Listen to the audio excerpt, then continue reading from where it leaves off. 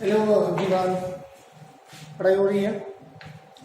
Second video इसका chapter equilibrium, ठीक है। और आज हम स्टार्ट करेंगे, बस में एक दिन का टॉपिक और बचा हुआ है। When physical equilibrium will gets completed, we move on to chemical equilibrium. So आज हम बहुत इंपॉर्टेंट प्रिंसिपल पढ़ेंगे, दैट्स कॉल्ड द ली-शैटलियस प्रिंसिपल।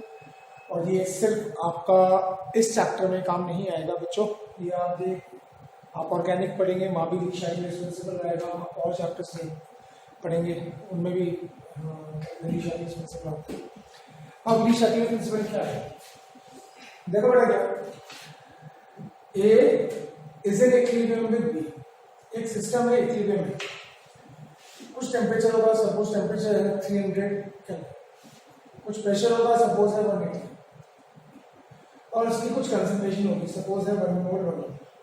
ध्यान से सुनिए, ठीक है। जब एक सिस्टम इक्विलिब्रियम में होता है तो उस इक्विलिब्रियम की कुछ कंडीशंस होती हैं। जैसे उस इक्विलिब्रियम पे कुछ टेम्परेचर होगा, कुछ प्रेशर होगा और कुछ रिएक्टेंट्स और प्रोडक्ट्स की कंसंट्रेशन, ठीक है। अब क्या है, इस कंडीशन पर, यानी कि से for example this is an equilibrium, A is an equilibrium with B, and इस सिस्टम का टेम्परेचर है 300 केल्विन, प्रेशर है 1 एटमॉस्फेयर और दोनों रिएक्टेंट्स की कंसंट्रेशन इक्विलिब्रियम पे सपोज है 1, राइट। अब इसका मतलब ये हुआ कि ये जो कंडीशंस इस समय पर हैं, कौन कौन सी कंडीशंस, एक कंसंट्रेशन की, एक टेम्परेचर की, एक प्रेशर की। अगर ये इक्विलिब्रियम को डिस्टर्ब नहीं कर रही है तो हम ये बोलेंगे कि these prevailing conditions are favoring the forward and the backward reactions equally। इसका मतलब ये जो conditions हैं ये forward और backward reactions को equally favor कर रही हैं, तो equilibrium disturb नहीं होगा, यानी कि they are not going to affect the equilibrium, ठीक है। समझ में आ गया। बट अगर हम इनमें से एक भी कंडीशन को चेंज कर देते हैं, ठीक है, क्या इनमें से एक भी कंडीशन को चेंज कर देते हैं, से फॉर एग्जाम्पल टेम्परेचर 400 केल्विन कर देते हैं, या प्रेशर 180 की जगह 0.5 एटीएम कर देते हैं, या सपोज इक्विलिब्रियम पे हम बी की कंसंट्रेशन बढ़ा देते हैं या घटा देते हैं। तो हमने बोला अगर इक्विलिब्रियम पे जो भी कंडीशंस है उनमें से हम कोई एक भी कंडीशन चेंज करते हैं तो इक्विलिब्रियम नहीं रहेगा, वो डिस्टर्ब हो जाएगा। समझ में आ गया। यानी कि when a system is in equilibrium, it will be under a set of conditions. If we change any one of these conditions, they are going to affect the equilibrium, यानी कि equilibrium will change।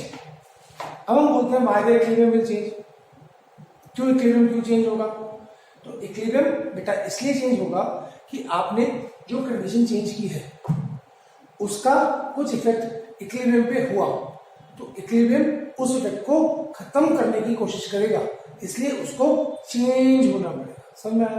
तो दोबारा एक बार फिर, जब एक system equilibrium में होता है तो वो under a set of conditions होता है। अगर आप उनमें से कोई भी कंडीशन चेंज कर दें तो इक्विलिब्रियम नहीं रहेगा, वो डिस्टर्ब हो जाएगा और वो अपने आप को शिफ्ट कर लेगा। शिफ्ट का मतलब बुक्स में लिखा होता है कि it will shift either in forward direction either in backward direction. तो हम बोलेंगे इक्विलिब्रियम अपने आप को शिफ्ट क्यों करेगा, क्योंकि आपने जो भी चेंज किया है, से फॉर एग्जाम्पल आपने टेम्परेचर को बढ़ा दिया, ठीक है, टेम्परेचर बढ़ाने पे सपोज फॉरवर्ड रिएक्शन फेवर ज्यादा हो गया as compared to backward reaction, तो हम बोलेंगे कि equilibrium will shift in the forward direction. क्या बोलेंगे, equilibrium will shift in the forward direction. या सपोज हमने टेम्परेचर कम किया तो उसने बैकवर्ड रिएक्शन को फेवर किया, तो हम बोलेंगे equilibrium will shift in the backward direction. समझ में आया। तो अब आते हैं हम इसकी डेफिनेशन पे। देखिए डेफिनेशन क्या है कि when a system in equilibrium is subjected to change in temperature, pressure और concentration, जब एक सिस्टम इक्विलिब्रियम में है उसमें आप टेम्परेचर, प्रेशर या कंसंट्रेशन को चेंज करते हैं तो then the equilibrium will shift, वो इक्विलिब्रियम शिफ्ट हो जाएगा।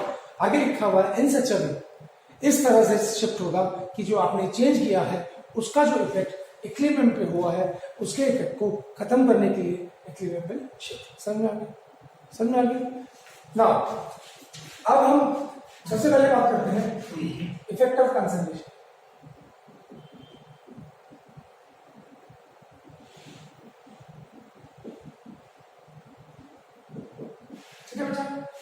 इफेक्ट ऑफ कंसंट्रेशन की बात करते हैं, ठीक है। तो सबसे पहले मैंने बोला, ध्यान दीजिएगा, नहीं आएगा तो मैंने बोला ए है, मेरे पास बी है, ठीक है। हर इक्विलिब्रियम पे जो इसकी कंसंट्रेशन है 0.5 है, और इसकी भी सपोज मान लेते हैं, सपोज, ऐसा नहीं कह रहा हूं कि मैं दोनों की कंसंट्रेशन 0.5 एम होगी, 1 भी हो सकती है, 1 2 भी हो सकती है, 2 1 भी हो सकती है, 0.5 1 भी हो सकती है, कुछ भी हो सकती है, ठीक। सपोज है कि इक्विलिब्रियम दोनों की कंसंट्रेशन 0.5 है, ठीक है। तो अब ऊपर इंक्रीज इन कंसंट्रेशन ऑफ ए, ठीक है, shifts the equilibrium in forward direction. क्या बोला मैंने? इंक्रीज इन कंसंट्रेशन, अगर आप एक ही कंसंट्रेशन इंक्रीज करोगे तो फॉरवर्ड डायरेक्शन, ठीक है। तो हम क्या बोलते हैं इफेक्ट ऑफ कंसंट्रेशन क्या होगा कि अगर आप रिएक्टेंस की कंसंट्रेशन बढ़ाते हैं तो इक्विलिब्रियम फॉरवर्ड डायरेक्शन में शिफ्ट हो जाएगा। क्यों? क्योंकि जब आप एक ही कंसंट्रेशन बढ़ाओगे तो आप फॉरवर्ड रिएक्शन के रेट को बढ़ाओगे, तो फॉरवर्ड रिएक्शन का रेट ज्यादा हो जाएगा बैकवर्ड के कंपैरिजन में, तो हम बोलेंगे equilibrium will shift in the forward direction, ठीक है। अब इसका उल्टा कर दो, अगर आप इसकी कंसंट्रेशन कम करते हो, decrease in concentration of A shifts the equilibrium इन, उल्टा कर दो, बैकवर्ड डायरेक्शन, इन बैकवर्ड डायरेक्शन, ठीक। सिमिलरली अगर डी की कंसंट्रेशन बढ़ाओगे तो बैकवर्ड रिएक्शन ज्यादा फास्ट हो जाएगा, तो हम बोलेंगे equilibrium will shift in the backward direction. तो increase in concentration shifts the equilibrium in backward direction and decrease in concentration of B shifts the equilibrium in forward direction. पढ़ना समझ में आया? चेक करिए, जल्दी चेक करिए। अभी कोई प्रॉब्लम है तो बताइए, जल्दी बताइए।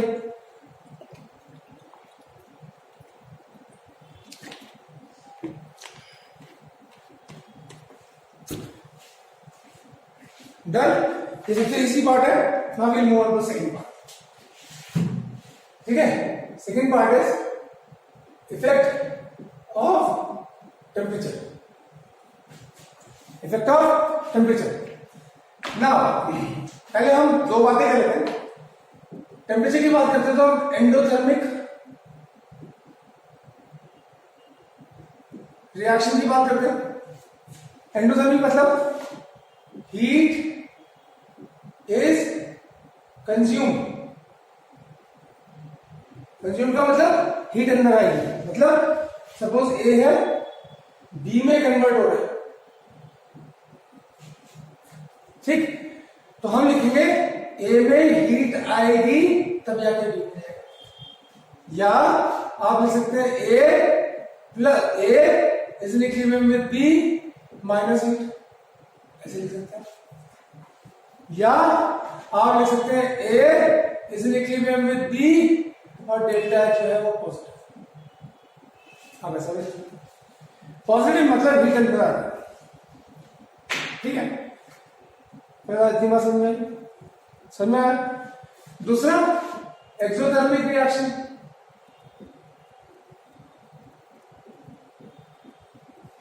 ठीक है। और एक्सोथर्मिक रिएक्शन क्या होता है? इसमें हीट इज इवॉल्व, हीट बाहर निकलती है, तो हम उसको इक्विलिब्रियम में कैसे शो करेंगे बच्चों? ए बी प्लस हीट, जब ए बी में कन्वर्ट हुआ तो बी के साथ साथ हीट बाहर निकली, हीट बाहर निकली। हीट को इधर लाओगे तो कई बार कुछ बुक्स में लिखा होता है ए माइनस हीट बी बन गई, राइट। या आप लिख सकते हैं ए जब बी में कन्वर्ट हुआ तो डेल्टा एच जो है वो नेगेटिव आएगा, नेगेटिव मतलब हीट बाहर, ठीक है, ठीक है, ठीक है। अब बड़ा बड़ा नोट है, इसमें कुछ करने की जरूरत नहीं है आपको, ठीक है। जब अगर ये सिस्टम इक्विलिब्रियम में है, एक रिएक्शन एक्सोथर्मिक है तो दूसरा एंडोथर्मिक होगा। जैसे फॉर एग्जाम्पल, एक एग्जाम्पल में आप लिख रहा हूं N2 प्लस 3H2 इसलिए इक्विलिब्रियम में 2NH3 डेल्टा ऐसे लिखा है -46.1 किलो जूल। कितना दे रहा है? -46.1 kilo joule suppose is that. तो पहले तो टर्म क्लियर कर लो, एक्सोथर्मिक एंडोथर्मिक समझ में आया। अब टर्म वापस आते हैं। अगर फॉरवर्ड रिएक्शन में डेल्टा एच नेगेटिव है तो बैकवर्ड रिएक्शन में डेल्टा एच पॉजिटिव है। देखो एक्सोथर्मिक रिएक्शन हम इक्विलिब्रियम की बात कर रहे हैं। एक्सोथर्मिक मतलब हीट अंदर आएगी। हीट अंदर का मतलब क्या? जब ए बी में कन्वर्ट होगी, ए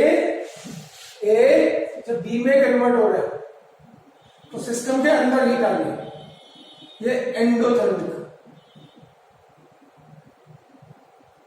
और अगर हीट बाहर जा रही है तो एक्सोथर्मिक। ठीक है, हीट जब ए बी में कन्वर्ट हो रहा है, हीट अंदर आ रही है तो एंडोथर्मिक, बाहर जा रही है तो एक्सोथर्मिक। ठीक है, यहां तक आ गया। अब वो क्या बोलते हैं, लीशक के प्रिंसिपल क्या बोलता है, आगे चलते।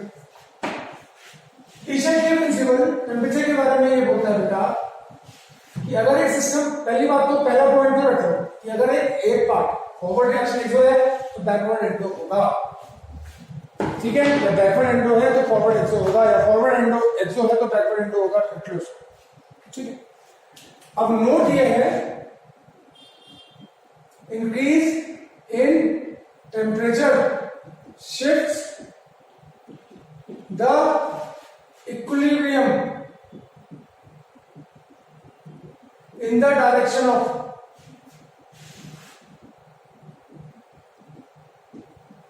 endothermic change।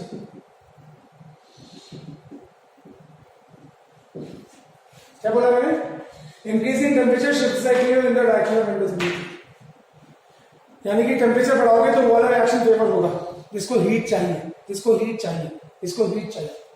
ठीक है, अब अगर मैं इस रिएक्शन की बात करूं, इस रिएक्शन को दोबारा लिख रहा हूं, N2 + 3H2 is equivalent with 2NH3, delta H है -46.1 kJ, forward exo, backward endo, increasing temperature favors backward reaction। कौन सा रिएक्शन फॉरवर्ड करेगा? बैकवर्ड, क्योंकि बैकवर्ड क्या है? एंडो, क्योंकि फॉरवर्ड क्या है? एक्सो। ठीक है, दैट इज बैकवर्ड को रीड करो। बैकवर्ड में क्या हो रहा है? अमोनिया टूट रहा है, dissociation of chemistry, dissociation of chemistry. ठीक है, अब इसका उल्टा कर देते हैं, decreasing temperature favours the forward reaction, the forward reaction, that is formation of ammonia। मेरे ख्याल से समझ में आ गया है ना बच्चों? आ गया, चले आगे। तो ये था सेकेंड एक्सप्लेनेशन। मेरे ख्याल से टेम्परेचर का इफेक्ट आपको समझ में आ गया होगा। Now we move on to the next one. कौन सा इफेक्ट? Effect of pressure. तीसरा है effect of pressure.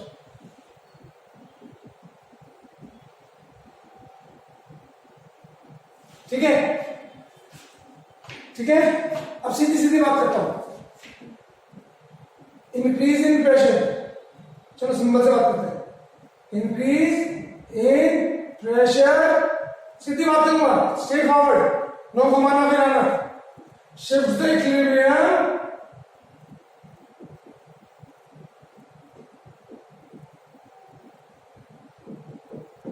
in the direction of lesser number of gaseous moles। इसको हाईलाइट करिए, lesser number of gaseous moles। Agree? उल्टा कर दो, decrease in pressure shifts the equilibrium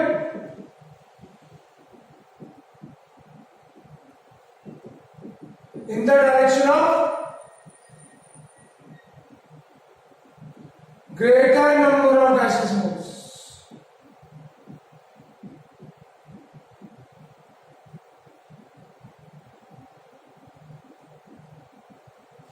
ठीक है बच्चों, लर्न किया।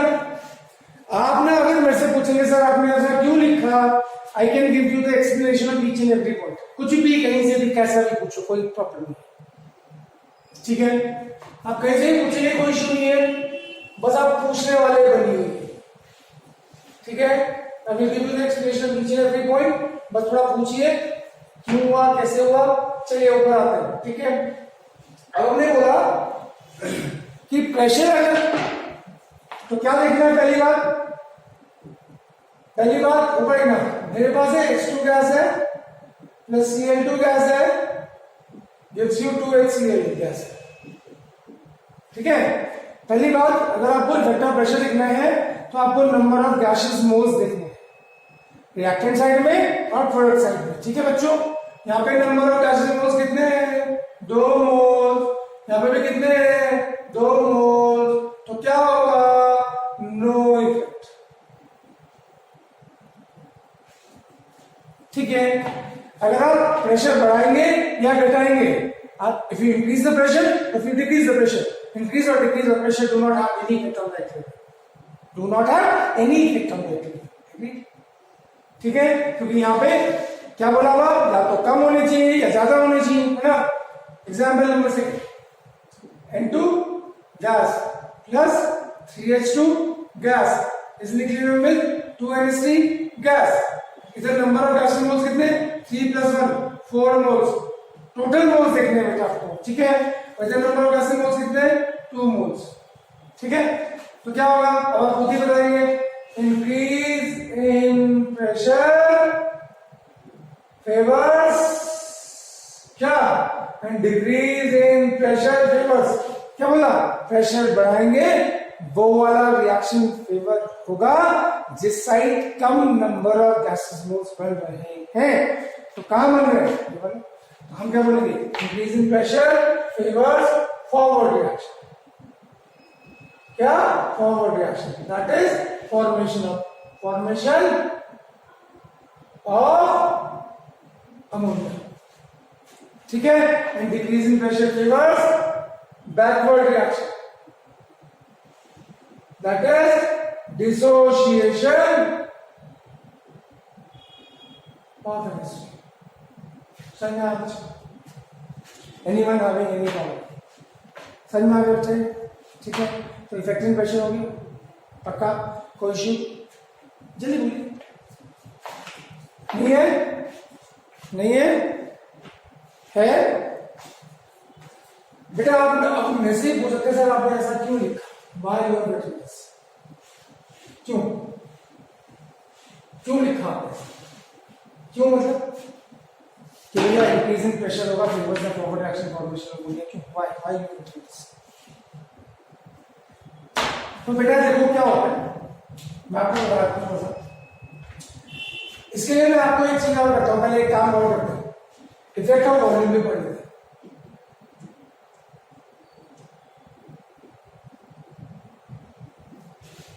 ठीक है। यहां तक समझ में आ गया, यहां तक तो मेरे ख्याल से आ गया होगा, है ना। कोई इशू है तो बताइए, जल्दी बताइए, एक बार देख लीजिए, 30 सेकंड का टाइम दे रहा हूं आपको, जल्दी देखिए। हो गया बच्चों, तो शुड आई मूव फॉरवर्ड। चलिए, इफेक्ट ऑफ वॉल्यूम, पहली बात, pressure is equal to N/VRT, ideal gas equation सुनी होगी, ठीक है। तो यहां से हमने क्या निकाला, pressure is inversely proportional to volume, ठीक है। और नंबर ऑफ मोल्स पर वॉल्यूम को आप क्या लिखते हैं, molarity, molar concentration of molarity, MRT, यानी कि pressure is directly proportional to molar concentration, clear. M मतलब मोलारिटी बताना, मोलर कंसंट्रेशन और मोलारिटी, मोलर कंसंट्रेशन और मोलारिटी, समझ में आया, ठीक है, गुड। तो अब जब मैंने इफेक्ट ऑफ प्रेशर क्यों लिखा है, क्या लिखा, यही लर्न करके हमने क्या लिखा बच्चों, मैंने कि अगर एक side number of gases moles ज्यादा है, एक side number of gases moles कम है, आप प्रेशर बढ़ाओगे तो इक्विलिब्रियम को उस डायरेक्शन में फेवर कराओगे या शिफ्ट कराओगे जितना कम नंबर ऑफ गैसेस मोल्स है, ठीक है। यानी कि increase in pressure shifts the equilibrium in the direction of lesser number of gases moles, and decrease in pressure shifts the equilibrium in the direction of greater number of pressure। तो बात हुआ था, अब आज नहीं है इफेक्ट ऑफ प्रेशर। दोबारा से बात करते हैं।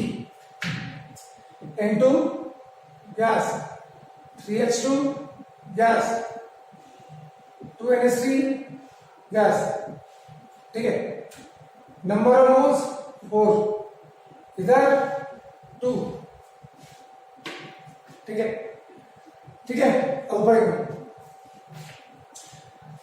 प्रेशर बढ़ाओगे, प्रेशर बढ़ाओगे तो क्या होगा, वॉल्यूम डिक्रीज होगा, ठीक है। मोलर कंसंट्रेशन इंक्रीज होगा। तो नीचे लिखता हूं, प्रेशर बढ़ाओगे तो वॉल्यूम डिक्रीज होगा, तो मोलर कंसंट्रेशन इंक्रीज होगा। अगर सपोज प्रेशर का उल्टा हो जाएगा वॉल्यूम, जैसा प्रेशर है अगर आप वॉल्यूम बढ़ाओगे घटाओगे तो प्रेशर का उल्टा। जैसे हमने बोला increase in pressure shift the equilibrium in the direction of lesser number of decimals, तो मैं क्या बोलूंगा, increase in volume shift the equilibrium in the direction of greater number of decimals, है ना। भाई प्रेशर बढ़ाओगे कौन सा रिएक्शन फेवर होगा, तो कम नंबर ऑफ डेसिमल्स। तो वॉल्यूम बढ़ाओगे कौन सा रिएक्शन फेवर होगा, तो कम नंबर ऑफ डेसिमल्स, ज्यादा नंबर ऑफ डेसिमल्स, ठीक है। प्रेशर घटाओगे कौन सा रिएक्शन फेवर होगा, ज्यादा नंबर ऑफ डेसिमल्स।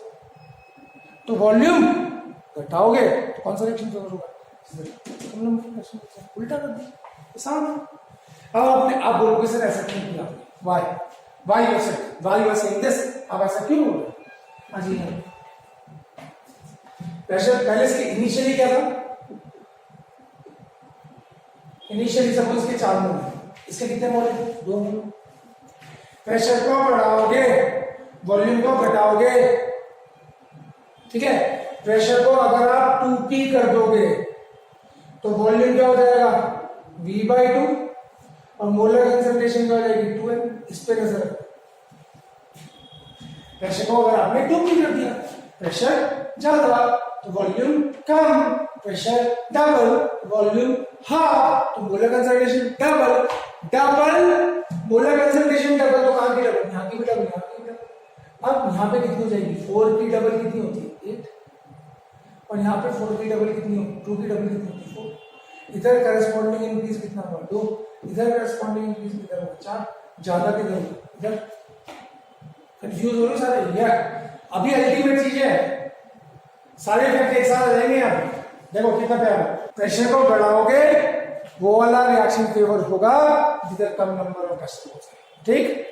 अब उल्टा, वॉल्यूम को बढ़ाओगे वो वाला रिएक्शन फेवर होगा जिधर ज्यादा नंबर ऑफ डेसिमल्स है, ठीक। प्रेशर को घटाओगे, डिक्रीज करोगे तो कौन सा रिएक्शन फेवर होगा, बैकवर्ड रिएक्शन, जिधर ज्यादा नंबर ऑफ डेसिमल्स, ठीक है। वॉल्यूम को घटाओगे तो वो रिएक्शन फेवर होगा जिधर कम नंबर ऑफ डेसिमल्स। अब I am giving the explanation why is it so. अजीब कितने प्यारा, इसलिए मैंने आपको आइडिया क्या क्वेश्चन का सवाल लिया, P इक्वल टू nRT या P equal to N over VRT। यहां से हमें मिला pressure inversely proportional to volume, और N ओवर VRT को हम लिखते हैं मोलारिटी, मोलर कंसंट्रेशन मोलारिटी, यानी कि P is directly proportional to mRT, यानी कि प्रेशर इनवर्सली प्रोपोर्शनल है वॉल्यूम के और प्रेशर डायरेक्टली प्रोपोर्शनल है मोलारिटी, ठीक है बच्चे। अगला देखो कितना प्यारा एक्सप्रेशन। इधर इनिशियल नंबर ऑफ डेसिमल्स कितने हैं, नंबर ऑफ मोल्स ज्यादा तो मोलर कंसंट्रेशन, ठीक है। इधर कितने हैं, 4, इधर कितने, यहाँ पे 4 है, यहाँ पे 2 इनिशियल, ठीक है। After increasing pressure, after pressure gets double, मैंने बोला प्रेशर को डबल कर दिया, प्रेशर डबल कर दिया तो वॉल्यूम कितना हो गया, हाफ। तो कंसंट्रेशन, मोलर कंसंट्रेशन कितनी होगी, 4 की 8, इधर 2 की 4, दोनों साइड पड़ेगी ना बेटा मोलर कंसंट्रेशन। अगर आप प्रेशर को डबल करोगे तो नंबर ऑफ मोल्स या मोलारिटी डबल हो जाएगी, इधर 4 मोल्स थे, इधर 2 मोल्स थे, अब इधर 8 हो जाएंगे, इधर 4 हो जाएंगे, ठीक है। तो इधर कितना इंक्रीज हुआ, ऐसे पर 4 मोल्स का, इधर कितना इंक्रीज हुआ, 2 मोल्स का, तो ज्यादा इंक्रीज किधर हुआ, इधर हुआ। तो रूल क्या है, ज्यादा increase in concentration of reactants forward reaction, है ना। तो प्रेशर बढ़ाने में कौन सा रिएक्शन फेवर हो रहा है, ये वाला, यहाँ पे क्या हो रहा था, ये वाला हो गया, हेंस समझ में आया, मेरे ख्याल से समझ में आ गया होगा। ठीक है, तो शुड वी मूव फॉरवर्ड, आगे चले। गुड, हटाया मैंने इसको बच्चों, आगे चलते हैं।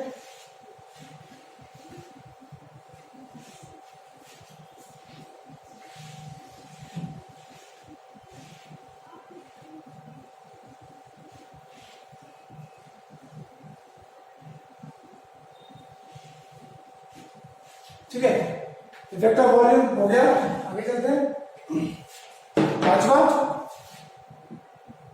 Vector of catalyst.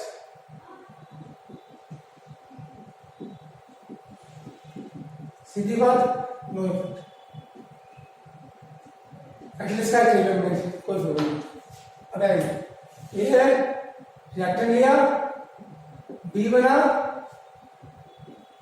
इक्विलिब्रियम आया, equilibrium after 10 minutes without catalyst. Time waste नहीं करेंगे, ठीक है।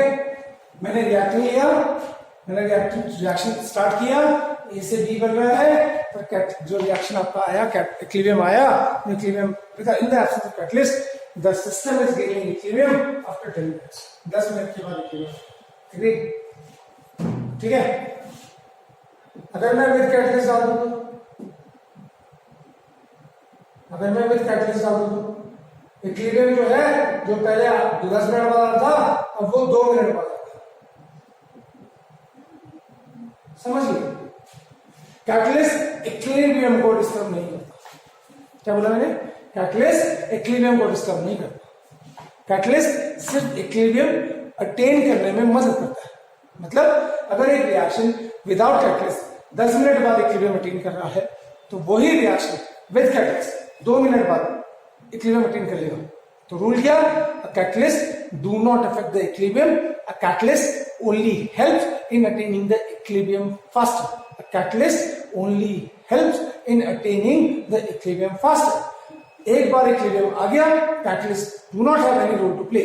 Once the equilibrium is established, catalyst do not have any role to play. समझ में आप तो catalyst का कोई इफेक्ट नहीं होता। इजी है, बताया। अब लास्ट आते हैं, ठीक है, लास्ट आते हैं एडिशन ऑफ इनर्ट गैस, ठीक है। अब एडिशन ऑफ इनर्ट गैस के 2 केसेस हैं। पहला एट कांस्टेंट वॉल्यूम, दूसरा एट कांस्टेंट प्रेशर, ठीक है। देखो, अब ध्यान देना प्लीज। मैंने एक पिस्टन लिया, मूवेबल पिस्टन है, यहां पे इक्विलिब्रियम अटेन हुआ, वही मेरा favourite N2 plus CH2 gives you 2NH3। थोड़ा कैथोलिक बीकर को बड़ा बना देता है ना,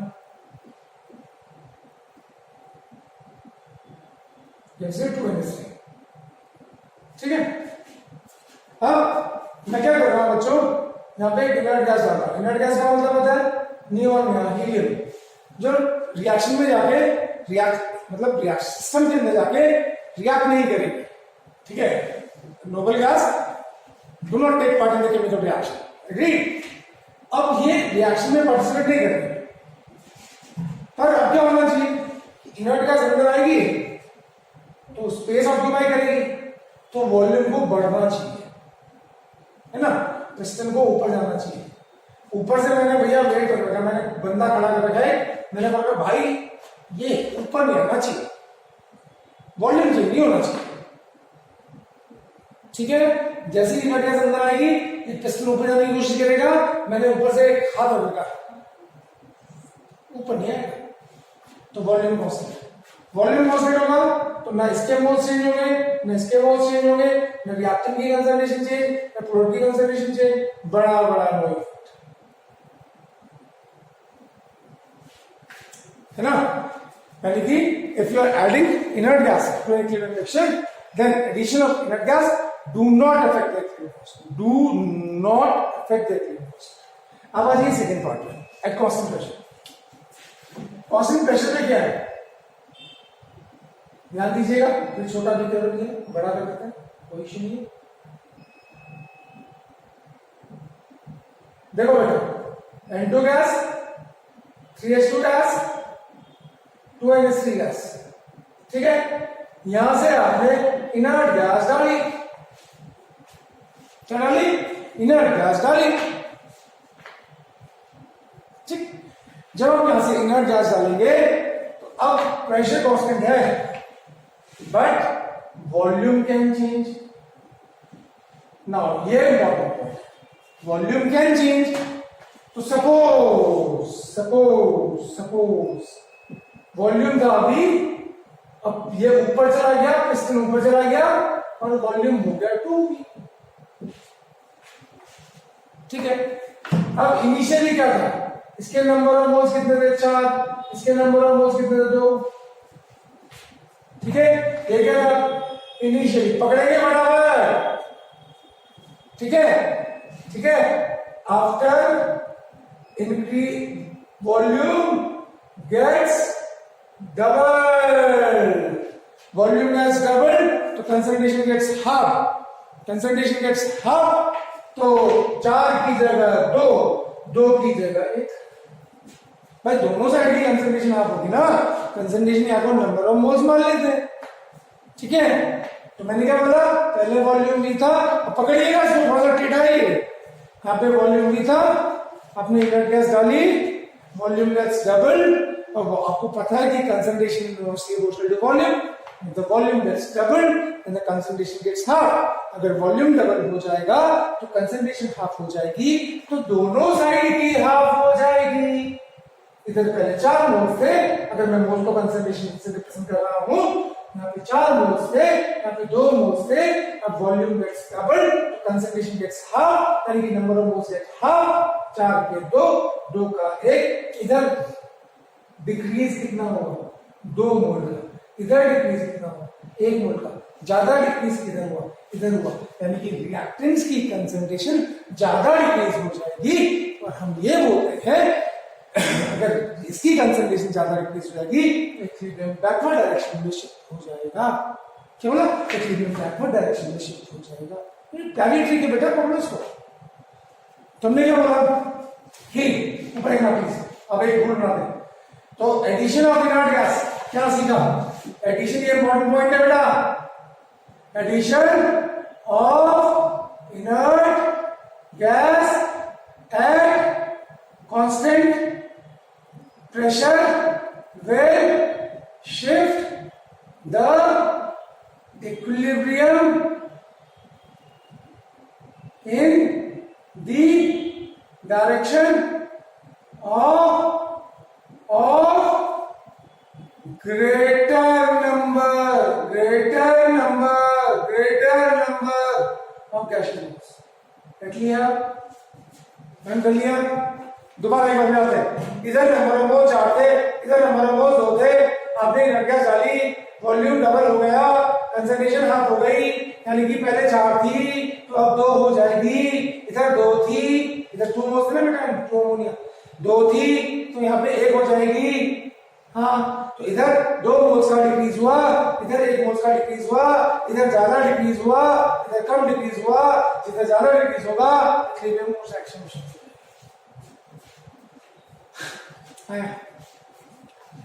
अब बताओ आया या नहीं आया?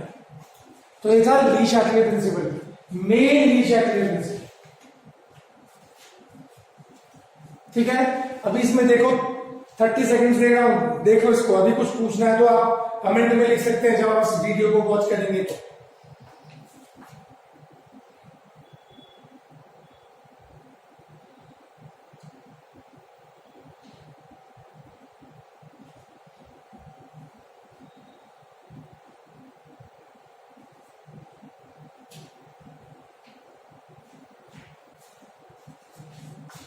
चलिए बोलो, कोई प्रॉब्लम? चले फिर आगे चले,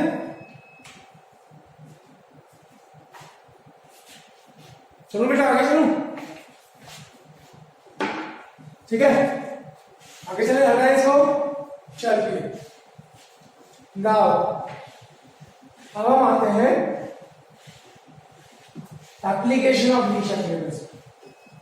इस पे आते हैं एप्लीकेशन ऑफ ली शैटले प्रिंसिपल।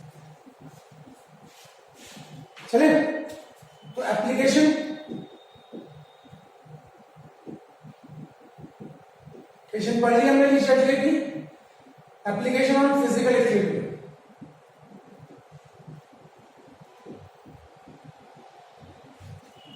ठीक है, देखो बेटा क्या आपने जो पढ़ा स्कूल लेवल पे वो सब आप पढ़ते हैं, ठीक है, तो जैसे आप कंपटीशन लेवल पे आते हैं, जैसे नीट या जेईई, तो वहां पे ये एक्स्ट्रा पढ़ना पड़ता है।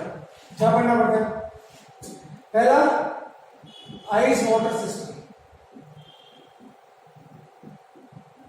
फिजिकल इक्विलिब्रियम का मतलब केमिकल स्पीशीज एक ही रहेगी। क्या बोला? केमिकल स्पीशीज एक ही रहेगी। जैसे मैंने बोला H2O है, अच्छा आइस है ना, सॉलिड,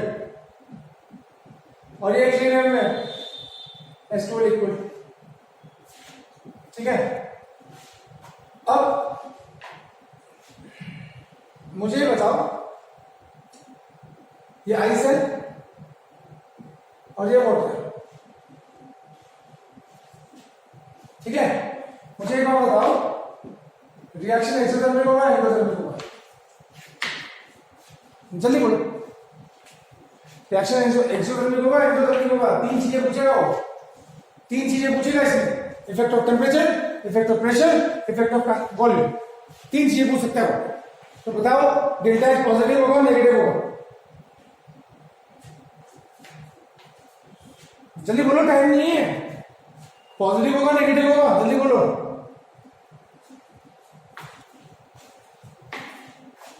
बोलो डेल्टा, यार पानी को आइस को हीट करोगे तभी तो डेल्टा एच पॉजिटिव, ठीक है। तो क्या होगा? इंक्रीज इन टेम्परेचर फेवर्स, क्या कहा था? टेम्परेचर बढ़ाओगे पोलर एक्शन फेवर होगा, इसको हीट चाहिए। टेम्परेचर बढ़ाओगे पोलर एक्शन फेवर होगा, इसको हीट चाहिए, यानी कि increase in temperature shifts the equilibrium reaction endothermic change favours the कौन सा रिएक्शन? Forward reaction. कौन सा रिएक्शन? फॉरवर्ड रिएक्शन, ठीक। अब अगर मैं पूछूं दूसरा, increase in pressure,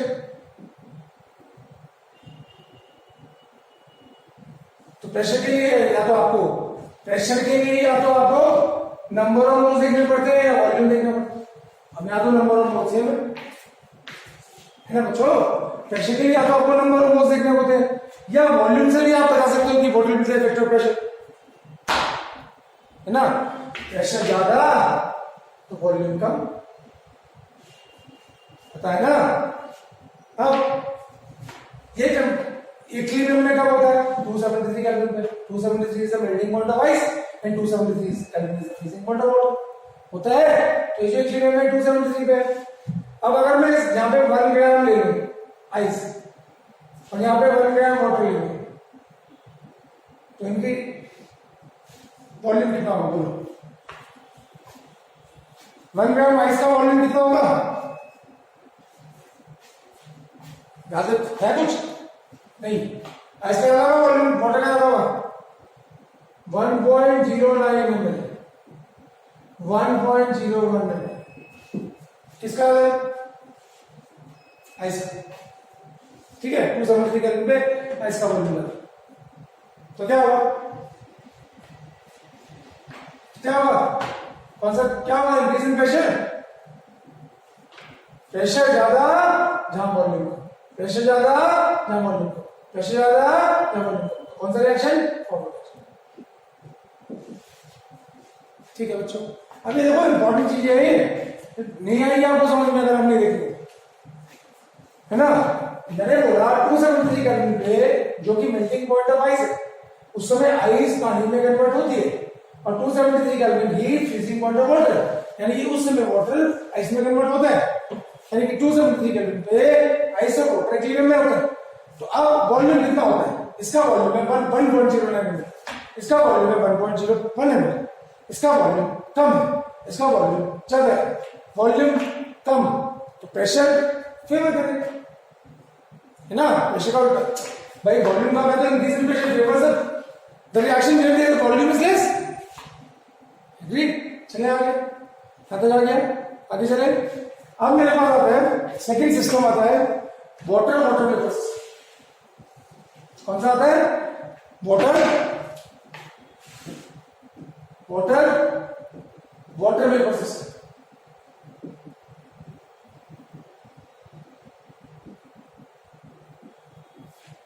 water vapour system. अब इसमें क्या होगा कोई बताएगा? एनीवन?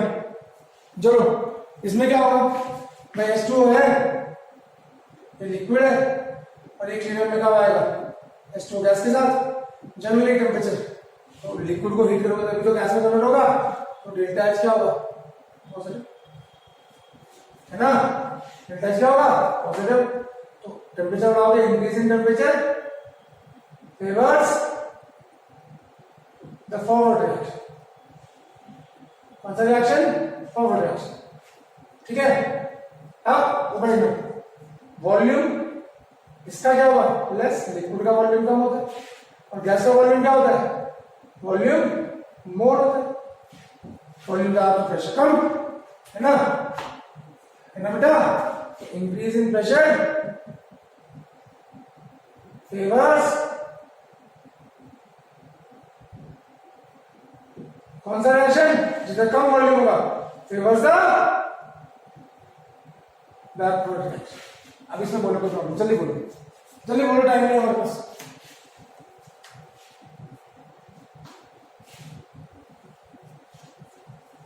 जल्दी बोलो, इसमें कोई प्रॉब्लम हो गया मेरे ख्याल से। आगे चले, तीसरी एप्लीकेशन, यहां से खत्म कर लेते हैं, टॉपिक खत्म हो जाएगा, बस फिर हम आईने के जीवन में आएंगे बेटा, बड़े बड़े टॉपिक्स कर लेते हैं, ठीक है। तीसरा सॉल्युबिलिटी ऑफ गैसेस, आपने पढ़ रखा है इसको, हेनरीज लॉ में पढ़ा है ना, सॉल्यूशन चैप्टर में, एक बार फिर पढ़ लेते। देखो बेटा क्या, गैस जब किसी सॉल्वेंट, चलो वाटर ले लेते हैं, में डिसॉल्व होती है, सॉल्यूशन बनाती है, ठीक है, तो क्या होगा, क्या होगा, डेल्टा एच क्या होता है, क्या होता है, ठीक है। ऑल द एक्सेप्शंस है इसके, पर ज्यादातर क्या होता है, जब गैस को किसी लिक्विड में डिसॉल्व करते हो तो हीट बॉडी, ठीक है। तो अब लीच एच प्रिंसिपल क्या बोलते हैं, टेम्परेचर इंक्रीज करोगे तो क्या होगा,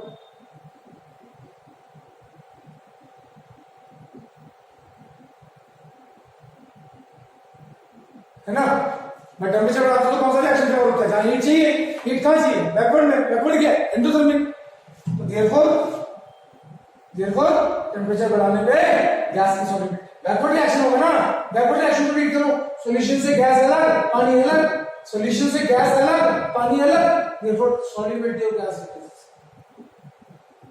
सॉल्युबिलिटी ऑफ गैस डिक्रीज, ठीक है। अब इंक्रीज इन प्रेशर की बात करें, ठीक है, प्रेशर अगर बढ़ाओगे तो वाला रिएक्शन फेवर होगा, जिधर कम वॉल्यूम, इधर कौन है गैस, इधर कौन है सॉल्यूशन, इधर वॉल्यूम क्या मोर, इधर वॉल्यूम क्या लेस, तो therefore increasing pressure favours the forward reaction, ठीक है, कोई प्रॉब्लम। ये हमारा ली-शैटलियर प्रिंसिपल खत्म हो गया, ये हमारा ली-शैटलियर प्रिंसिपल खत्म हो गया। अभी कुछ पूछना है तो आप पूछ सकते हैं, जल्दी बोलिए। ये हमारा ली-शैटलियर प्रिंसिपल खत्म हो गया, अगर आपको कुछ पूछना है तो आप पूछ सकते हैं। आज मैं इसका आपको प्रैक्टिस सेट दे दूंगा, मेरी तरफ से कंप्लीट हो गया Le Chatelier principle. Now physical equilibrium almost gets completed, now we will move on to ionic equilibrium. हाँ, एक चीज और बची हुई है फिजिकल इक्विलिब्रियम में, क्या, इक्विलिब्रियम कांस्टेंट निकालना, डिग्री ऑफ डिस्ट्रीब्यूशन निकालना, वो छोटा टॉपिक है। ये बड़ा टॉपिक, अभी कोई प्रॉब्लम है तो बोलिए। Henry's law, sorry Le Chatelier principle complete, ठीक है बच्चों। तो आपको जब भी, अगर आप YouTube पे देख रहे हैं इस वीडियो को, ठीक है, तो अगर आपको कोई प्रॉब्लम आती है तो उसमें आप कमेंट्स में लिख सकते हैं, ठीक है, आपको आंसर मिलेगा, ठीक है। और अगर आप ऐप पे देख रहे हैं हमारी ऐप, तो वहां पे आप चैट के ऑप्शन में जाके वहां पे आप क्वेश्चन पूछ सकते हैं, एग्री बेटा, ठीक है। अगर आप YouTube पे देख रहे हैं तो वहां पे भी ऑप्शन होता है कमेंट करने का, वहां पे आप पूछ सकते हैं। अगर आप चैट्स में देख रहे हैं ऐप के थ्रू, तो आप वहां पे भी आप क्वेश्चन पूछ सकते हैं, ठीक है, ठीक है, कोई इश्यू। चलो, thank you so much, thank you. कल से हम शुरू करेंगे आयनिक इक्विलिब्रियम, ठीक है।